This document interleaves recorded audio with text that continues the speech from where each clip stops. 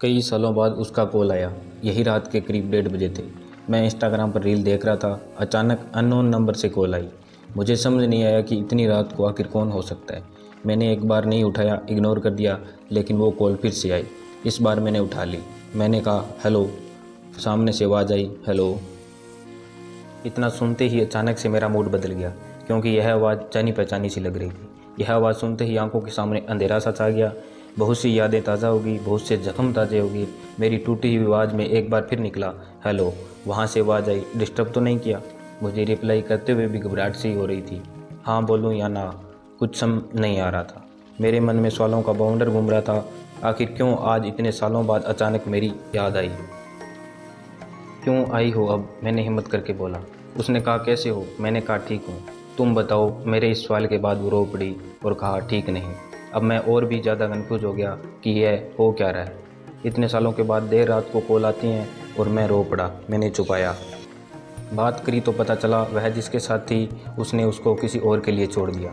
वह जैसे जैसे बता रही थी कि जिस तरह वह गिड़गिड़ाई उसे रोकने के लिए, उसी तरह मैं भी गिड़गिड़ाया था एक दिन उसी के प्यार के लिए।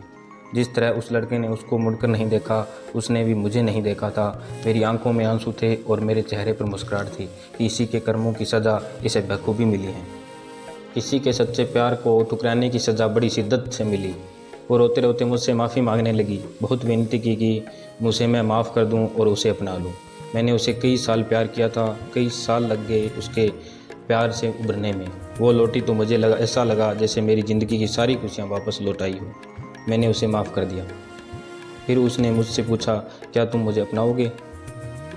इस सवाल को सुनते ही वो सारे दिन, सारी यादें, सारे किस्से याद आ गए। हमारी रिलेशनशिप फ्लैश हो गई। आंखों में आंसू लिए मैंने जवाब दिया, कभी नहीं।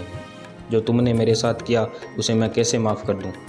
तुम्हारे जैसे इंसान मैं अपनाने की भूल कभी नहीं कर सकता। जो जख्म तुमने दिए, वो आंसू दिन रात, हर महीने, हर साल तक बहाए, वो मैं कैसे भूल सकता हूँ?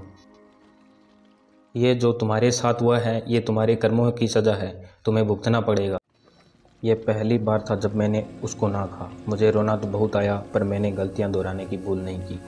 ज़िंदगी में एक बार ऐसा समय ज़रूर आता है जब फैसला दिल से नहीं, दिमाग से लेना चाहिए। धन्यवाद दोस्तों।